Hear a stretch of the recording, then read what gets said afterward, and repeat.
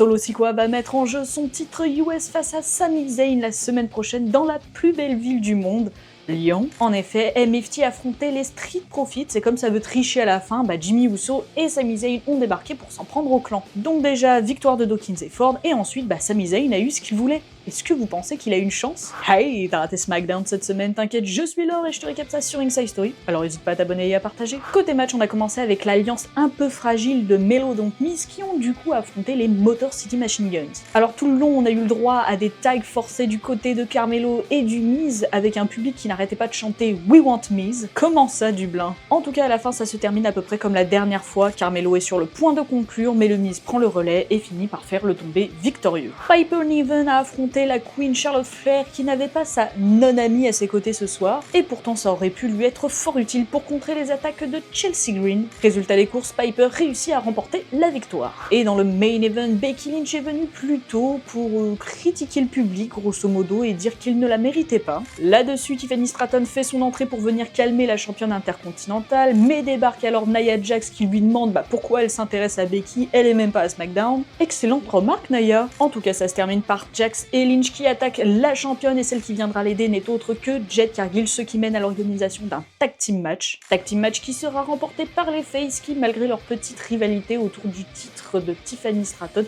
célèbrent ensemble. Côté promo, Michin veut affronter Julia pour le titre US, mais Kanya James lui dit qu'elle devra passer par elle d'abord. Pas de problème, Michin est prête à envoyer au tapis la pote de la championne. Logan Paul et John Cena se sont clashés sur le ring, Cena allant jusqu'à traiter Logan de parasite qui ne fait que prendre à la WWE, là où lui ne fait que donner tout ce qu'il a à chaque fois. Logan a intérêt à ramener à Clash in Paris la meilleure version de lui-même parce qu'il va faire face à juste l'un des plus grands de ce business. Et puis ça s'est terminé avec un attitude adjustment, voilà, juste pour le plaisir. D'ailleurs, Logan répliquera un peu plus tard en coulisses. Aleister Black était censé affronter R-Truth, mais ce dernier s'est trompé, il est à Dublin en Georgie. Après, c'est pas grave puisqu'il a une surprise pour Black. Damian Priest débarque pour aller se bastonner avec Aleister, faisant intervenir des officiels pour essayer de les séparer. Et enfin, Drew McIntyre est venu faire son intéressant en disant qu'il allait voler le titre de Cody Rhodes. Mais pas de chance pour lui, Randy Orton est de retour et il l'a envoyé au tapis avec un RKO. Et voilà, tu as tous les moments importants du show, retrouve plus de récap et plus de contenu sur nos différents réseaux, et à la prochaine.